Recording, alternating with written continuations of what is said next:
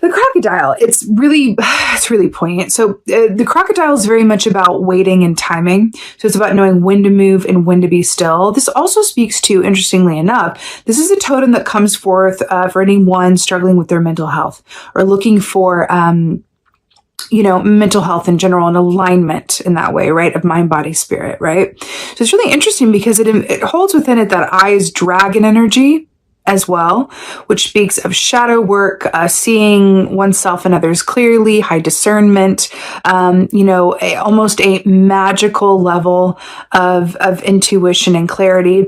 So it's interesting with this crocodile when we're talking about this stillness above, right? And then like the lily, being on top of the water. It's really lotus, right? Being on top of the water. It's fascinating because the crocodile here, there's an aspect of you only see the crocodile for the most part, right? I grew up around a lot of crocodiles. So you only really see them when they are basically on you. They're basically when they are ready to be seen. So I feel like there's what's coming through with this is there's a certain level of discernment that you guys are showing this month around what to share, what to hold in, how to be there for other people having a deeply emotional experience or experiencing a lot of change in their circumstances from a place of I can be there for you, but on the inside, and like hold space for what you're going through. But on the inside, I'm feeling really calm and collected because I can feel that there is a lot of good, exciting change coming that is going to balance out a lot of what has been imbalanced previously on a collective scale. So it's like it's like that sage energy of like that, the Yoda who has a lot of answers, but knows that true wisdom is knowing what to share and what not to share because timing is so important. Fascinating. And I just saw 555 on the timer, which is the number of change. Really interesting, Sagittarius. And again, I'm going to say it again. I feel like this is holding hands with Aquarius this month. But definitely check out that reading. So we have the King of Swords here, which is really, again, up on like a higher plane, like looking. So it's really interesting here because the King of Swords is very much about observation and knowing when to speak and when not to speak. So that, because remember, the swords were the realm of communication, what we do and don't say, our mind palace here, our discernment. So this is really fascinating. And what's also really great about this, the fact that this is depicted by an eagle, right? Eagles are about a direct line with spirit. They equate to like a wheel of fortune energy. And it's tying back to that, the carnival, the Ferris wheel that I saw earlier. There's going to be a lot moving, a lot happening this month and going forward. And I feel like the Sagittarius collective is just at a high level of objectivity and discernment that just feels incredibly magical, very potent, and really pleasurable. Do you understand like how empowering this feels to be able as you guys as Sagittarius, right? To be able to observe and see things really clearly, but at the same time hold space for those who aren't in the same place as you without feeling the need to show them what they're not seeing. It's really just about holding space, right? But again, your internal state is not affected by your external given circumstances. And that is like the Buddha energy is incredibly strong. I love it. Let's see what else is going on. Another like above something, right? This is really interesting here. It's like a high point, a place of like perspective. So 3 of Wands is really brilliant. So, this is very much about, if we think about, let's just talk about the 2 of Wands briefly. The 2 of Wands is having courage to embark on a new adventure. It's attention to detail and planning and kind of like taking those steps towards, what you desire. Now, the 3 of Wands is interesting because this is very much about further movement around that, but this is also about being in a place to be available for help, for offers, for any unexpected or needed aid to help you reach that next step in your goal. So it's really, really interesting here that we have the 2 wands here, and then we have this wand here. It really feels like there's this aspect of you that is able to just kind of like wait this time out from a place of like high point observation and know that you can embody within you this sort of accumulative, happy anticipation energy, right? What I'm getting from this is it feels like there's something in your energy this month that feels like it's a beacon. Again, back to that Aquarian reading, a beacon for those around you to come to for help, for advice, for aid, right? Because you are going to be embodying a kind of energy that many in the collective don't feel they have access to this month. Ain't that something? Okay. What else is going on, Sagittarius? Really, really interesting. Yeah. So we have the Seven of Pentacles here. Now, I want to point something out. Do you see, I think they're caribou. Or are they reindeer? I'm not sure. Anyway, you see these two, let's call them caribou, fighting it out back here. And then we have the younger one here kind of looking up in the Seven of Pentacles. Traditionally speaking, Seven of Pentacles is about patience, waiting, maybe even some dissatisfaction around the timing of something, but kind of trusting on a positive note. The seeds that you've sown will bear fruit, right? But to focus on these pentacles here, while these two are fighting it out in the background, we have this reoccurring theme of being separate from the stimuli around you, of embodying a certain energy that is markedly different from that of the collective. You guys are going to be able to see and feel that a true reckoning in a very positive way, right? A big balance is coming. A bucking of the system is coming, right? You can feel that. You can sense that. You're looking forward to it. You can feel it. And you might even feel at certain times this month a little, whack-a-mole, but not in a bad way, where it's like, whoo, there's a lot of people around me having a hard time, but I feel all right. I feel calm. I feel peaceful. These may feel excited. It feels like your experience is going to be a bit different from that of the collective, but in a really positive way. There's an interesting aspect to this as well that says that you do have an ability to positively affect others with the energy that you're embodying, but it's not coming from a place of like enforcing your will or going, oh, come on, feel better. Oh, come on, be like me. Come on, let's do this. This is just an embodiment of that energy, and it's an open invitation for anyone who wants to join. But it feels passive, very Buddha, very place of receiver, and honestly enlightened. And it feels really, really, really, really good. It feels really, really good. I do feel like you're going to have people reaching out to you for advice, your perspective, who just want to be around you, who just feel better in your presence this month. And that's amazing. It's really nice. King of Swords. King of Swords. Yeah. King of Swords, Knight of Swords. So Knight of Swords, look at this. This queen, I'm having nightmares, but don't I look fabulous doing it? And so Knight of Swords, Nine of Swords, nightmare, sleeplessness, but it's also about dreamtime messages as well. So it's interesting that this is coming up with the King of Swords. And we're talking about this other higher perspective or this direct connection to, the subconscious with the Nine of Swords here. What's interesting, King of Swords has great objectivity, great clarity, great discernment. And the Nine of Swords is our subconscious trying to speak to us, right? But there being on the shadow side of Nine of Swords, it's so much anxiety that the truth can't come through because we're worried about the past or we're focused on the future or stuck in the past, right? But then we have this aspect of the King of Swords that comes in and says, look at the difference in this. She looks stressed out, like she can't get it together and can't find clarity. Any of these swords could fall at any moment. This King of Swords says, hey, there's an opportunity here. You have 9 swords hanging above you. You can actually carefully climb up these swords and sit on top and find clarity within the anxiety, within the overstimulation, right? I feel like that's what you guys are doing this month. This could also be a particular message around creating space around bedtime, around dream time, where you have a set intention to derive messages from your subconscious, your sleeping state, right?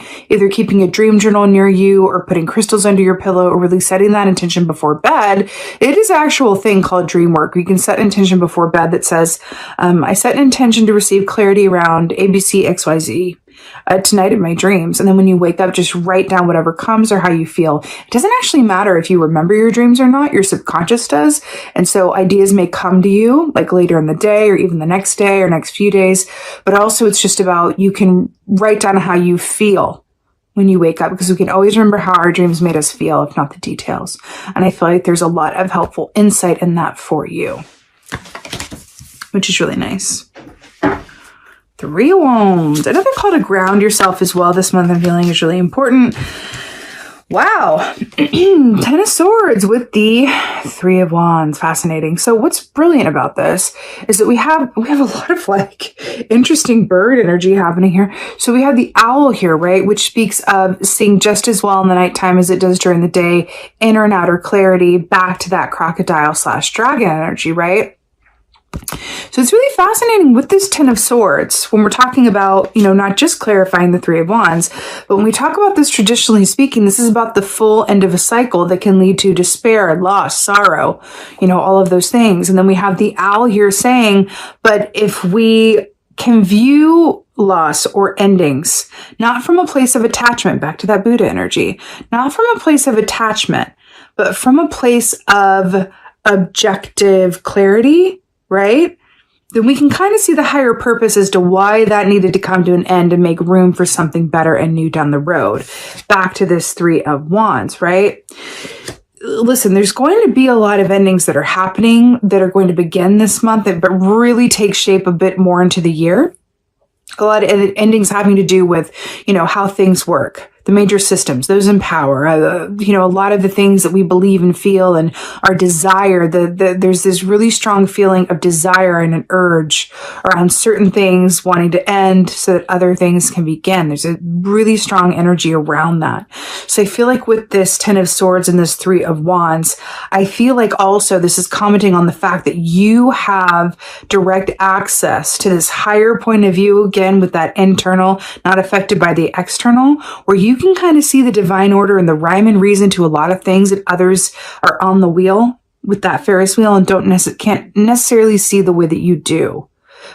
But I do feel like it has to do with endings and big change. Clarifier for the 7 of Pentacles. See what's going on. But of course.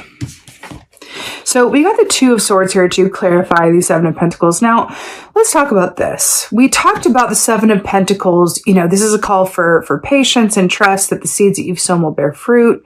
It can speak of where your focus goes when you haven't exactly manifested what you've been working towards yet. We have the 2 fighting it out back here, and then the 1 down here just going, I'm going to focus on like that any one of these could sprout an 8th one at any moment, and it's time to get to work, right? Because that's what 8 of Pentacles is, right?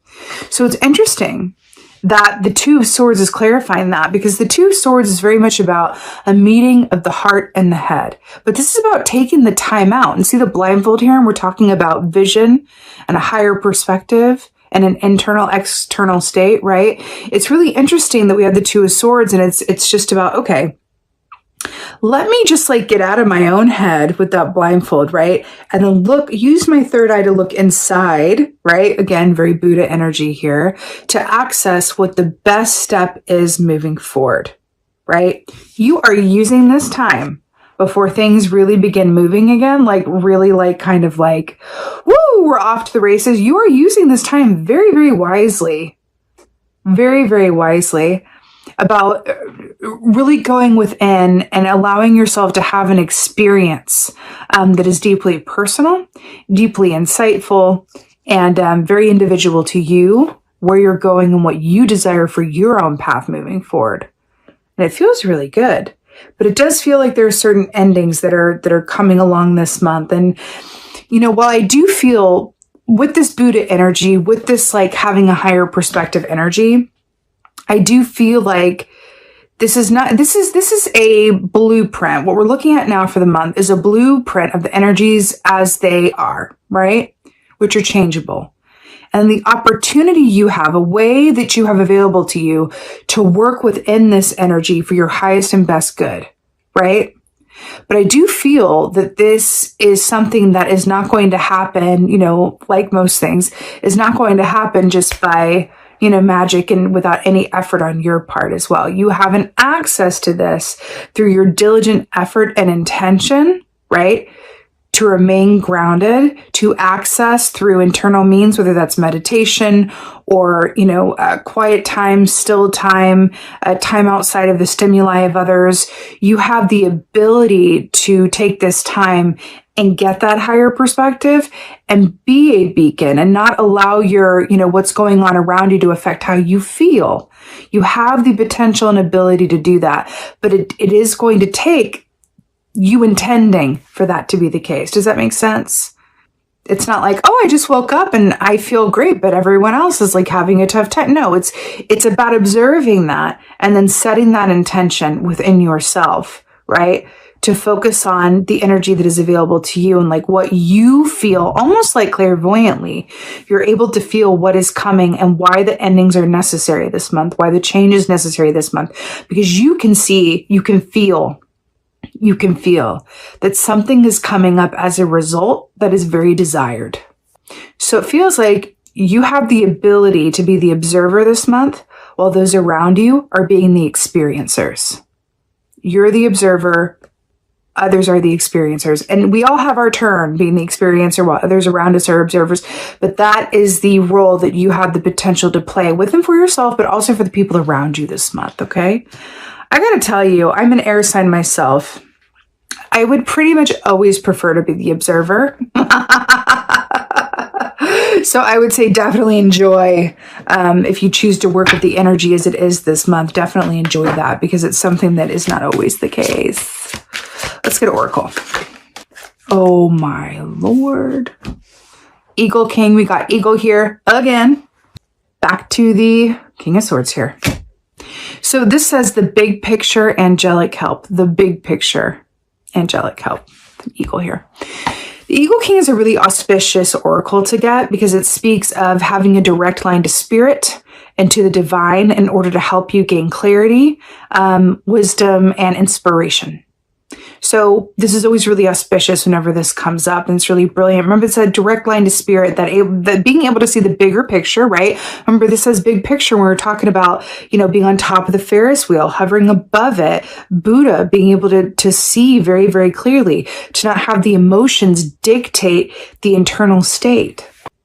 This oracle is also about, you can actively ask for help from your guides, spirit angels, the universe, your ancestors, right? Whoever that is for you.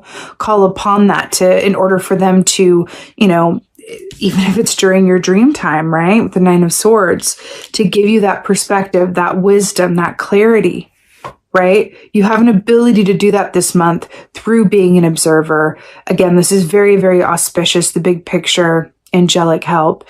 This makes a lot of sense to me because especially with the angelic help and then, the rising above and the air energy, it's interesting because you guys have this potential to also be the angelic help for others around you. This is also you for other people. I keep feeling that. It's really brilliant. It's really auspicious when this comes up. So you're going to have access to the bigger picture. You're going to have access to a source of rhyme and reason and a perspective that others around you don't, and they can benefit from your help around that. And you can benefit from, having a balanced emotional state and clear perspective this month, which is brilliant during Mercury in retrograde and Venus in retrograde as well, which is brilliant. I'm getting a special note, especially if you guys have had tricky Mercury in retrogrades before, or, Venus in retrograde, whatever that is for you. I'm hearing that this one can be very different. This can be a powerful cycle for you in a different way, in a really, in a much more positive, informed, spiritual way, which is brilliant.